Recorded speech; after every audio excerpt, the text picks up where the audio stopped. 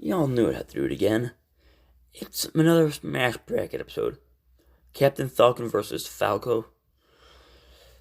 F-Zero is a game Captain Falcon's from, and Star Fox is, of course, for Falco. So let's go. This is I think this is episode 3 of season 1. And as you guys can tell, I'm a little bit sick right now. I have a cold. But I gotta still record, so let's do this. Yeah. What would happen if two of Nintendo's best space pilots went toe-to-toe in a battle to determine who would come out on top? Welcome to Smash Bracket, a show dedicated to solving that exact question.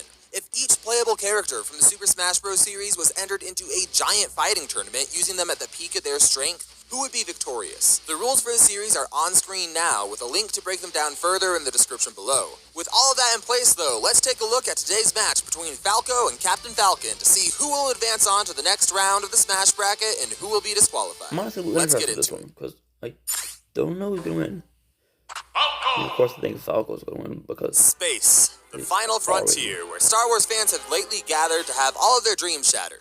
But one of the most notable space adventuring crews ever is Star Fox, the team of anthropomorphized animal astronauts racing through the stars in order to stop galactic threats. The Star Fox team was founded by the legendary pilot James McCloud and his best friend Peppy O'Hare. Together they established a renowned team of space mercenaries and adventurers for hire, which they named Star Fox. I'm gonna take a wild guess at which one of the founding members named the team. Star Hair just doesn't have the same ring to it. Star Fox is composed of some of the best fighters in the galaxy, and, for the right price, the team will go up against any threat to Lilat, their home star system. And they made sure to pull out all of the stops when it came to team composition tropes. They have the flawed but well-intentioned leader, the annoying one, the formidable female, and, of course, the loudmouth pilot extraordinaire, who, in the case of Star Fox, is the flying ace Falco Lombardi. Falco is a member of some bird-like alien race, and despite being unable to fly himself, is the star pilot of the team. In his younger years, he enlisted in the Cornerian Flight Academy, but eventually went rogue and became some sort of freelancing pilot. And after having a falling out with his partner, Kat Monroe, why are all of these characters so cursed to Google? Anyway, after having a falling out with her, he was offered a spot on the Star Fox team.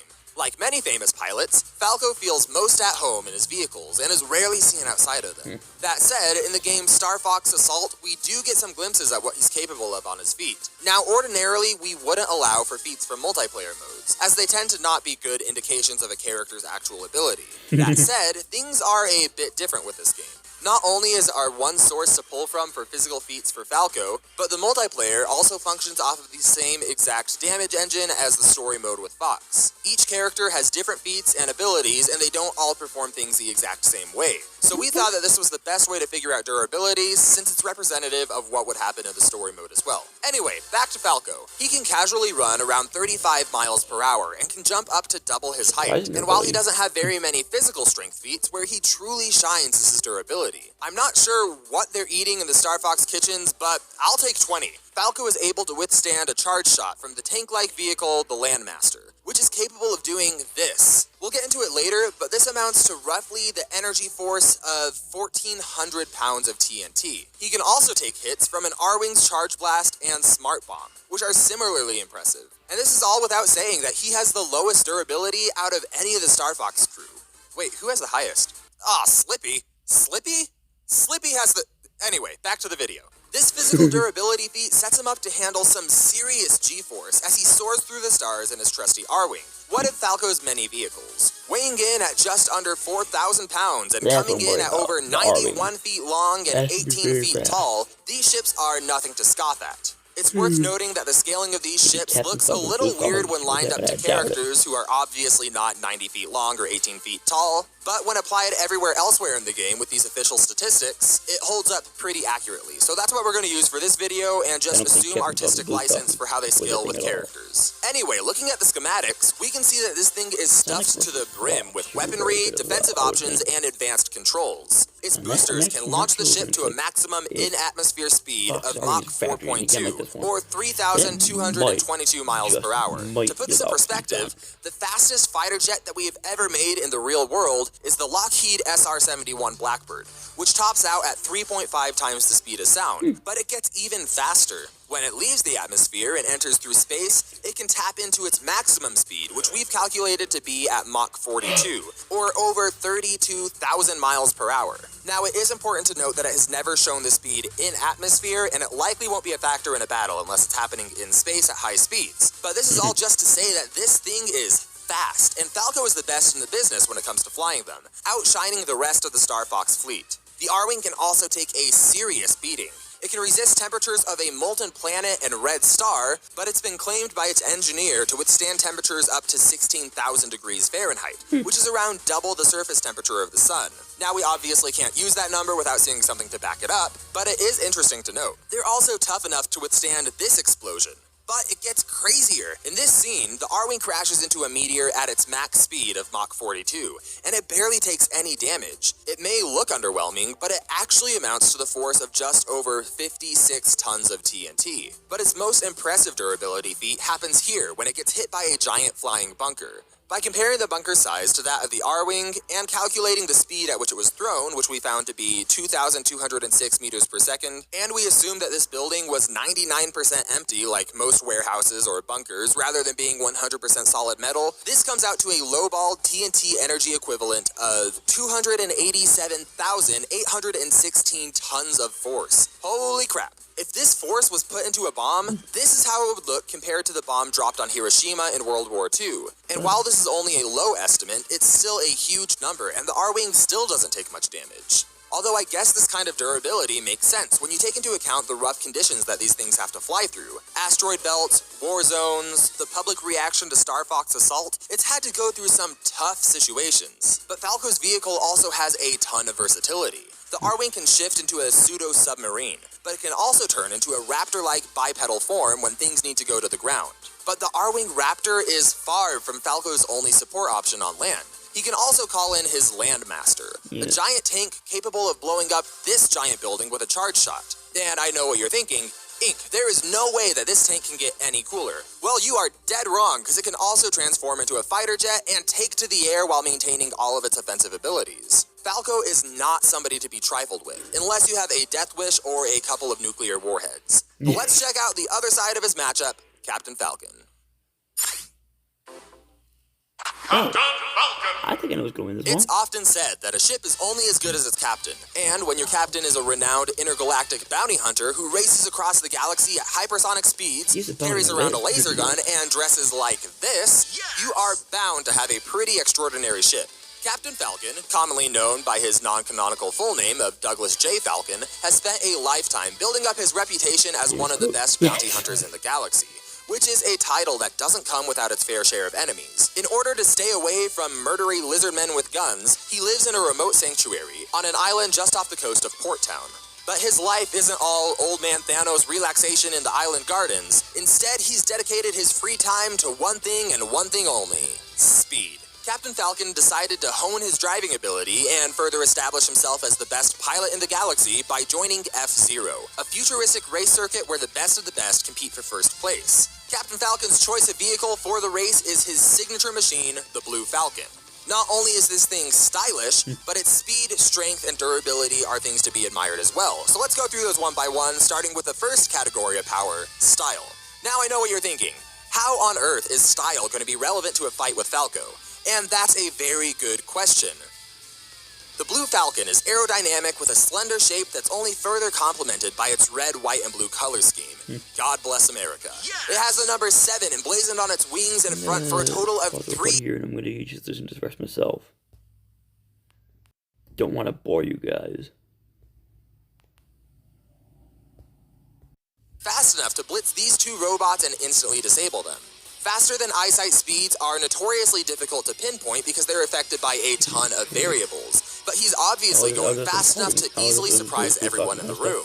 And he's also repeated similar feats of speed and strength in the manga, where he quickly took out these bodyguards. Captain Falcon possesses incredible skill as well, being accurate enough with his car to measure the exact speed and angle to knock this bomb off of its roof, which at the very least was around 435 miles per hour.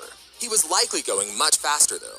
And his skills aren't just limited to the racetrack either. He's been shown to be competent at space travel with his starship, the Falcon Flyer, which we can see make a cameo in Super Smash Bros. You don't get to be the galaxy's greatest bounty hunter without some hidden talents up your sleeve, such as Captain Falcon's signature move, the Falcon Punch. Now you might be surprised to learn that this move was only ever canonically used once, and even then it was in the anime rather than the mainline games, which operates off of a separate timeline, but due to its presence in Super Smash Bros. And the fact that there's no freaking way I'm making a Captain Falcon battle without talking about a Falcon Punch, we are including it in this video. This clip makes the punch look really impressive, but it's important to contextualize what's happening here. The explosion that you see on screen isn't a result of his punch, rather it's a result of a reactor that's already exploding.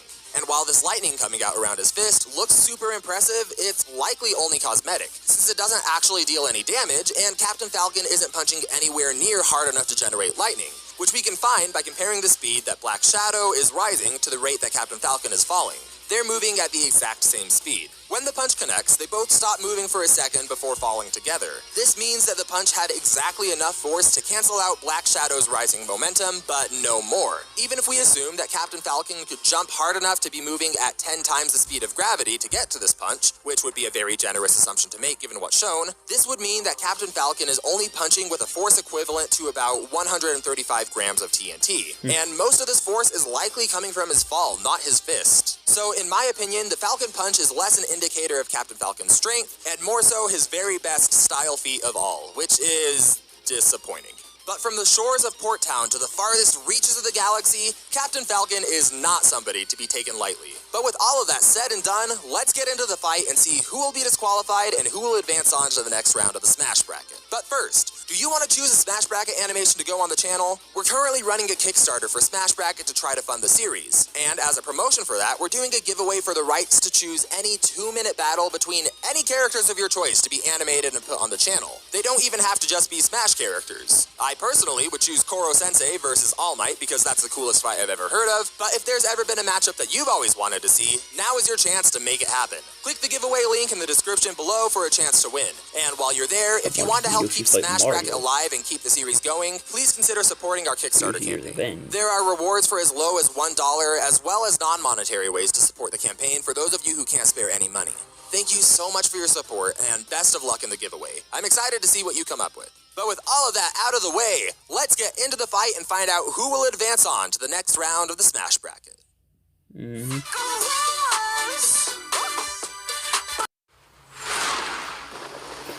What did the car Falcon? Yes!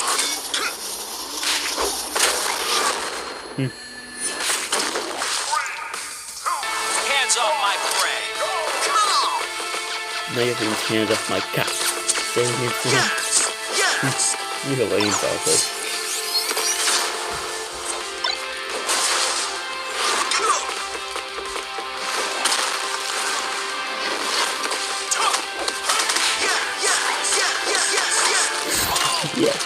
Yeah. Show me a move! Show me a move. Come on. Do Falco. Falco! Had enough already?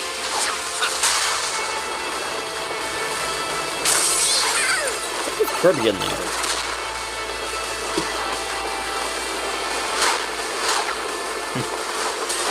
Yes! Where'd you get a pistol from? Never give up! Trust your instinct! These guys are Peppy and tough. Flip doing this. Personally, I prefer the air. So, you do prefer the air. You can't fly. Falco! That do some damage. Showtime! Here comes Gary. You want a piece of He just threw Slippy out of the plane. What the fuck? Falco got him. So with Peppy. Time for a little payback. This is so bad.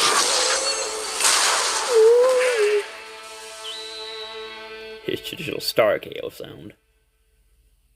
Makes And sense, there they you lost. go. This was such an interesting matchup from start to finish. Both characters were ace pilots in space, renowned mercenaries and bounty hunters, and their names are even similar. When it came down to the wire, though, Captain Falcon and his machines just couldn't hold up. Even if we were incredibly generous with the Falcon Punch's measurements or attempted to scale his strength to other admittedly difficult-to-measure characters like Black Shadow, it just wasn't anywhere close to what he would need to hurt Falco, who's capable of surviving shots from the Landmaster. While there is one claim in F-Zero GX that Captain Falcon's belt buckle holds the power of the universe and could destroy a galaxy, this claim was never backed up or substantiated by feats, so we can't really measure it or consider it here. Merely bragging about a feat is not enough for Smash Bracket. Captain Falcon may very well be physically faster than Falco, but that just wasn't enough to close the gap between the two. And that gap grows even wider when you look at the differences between their vehicles. The Blue Falcon paled in every single measurable way. Not to mention that ships like the R-Wing are specifically built for taking out other powerful vehicles. The Blue Falcon's collision durability was impressive for sure. It was around the equivalent of 350 pounds of TNT going off. But the R-Wing is just built different. You know that clip of the ship being hit by the bunker warehouse thingy? That would be the equivalent of being hit simultaneously in real life by 8 blue whales, who were thrown at Mach 8. In the end, Falco's arsenal of machinery and weapons were just too much for Falcon to handle.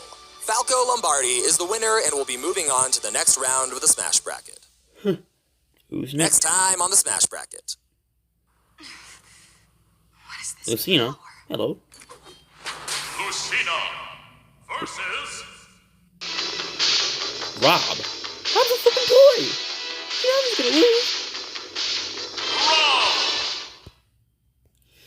That fight doesn't seem kind of fair. In the slightest. Obviously, Lucina's gonna win. But by the time for a fight, I'm not gonna win. Seeing as Martha already got crapped on. I'm not done yet. Let's get ourselves the alternate ending. What would happen to Falco this time?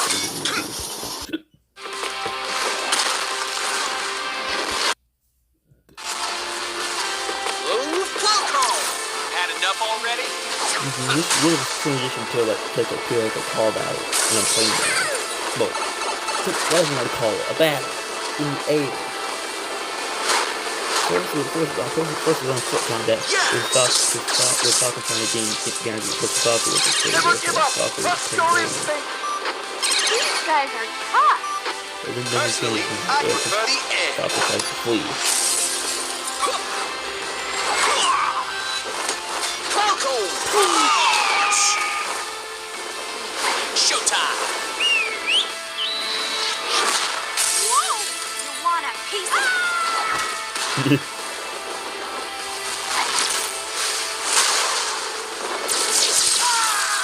Yes. Time for a little payback. Falco.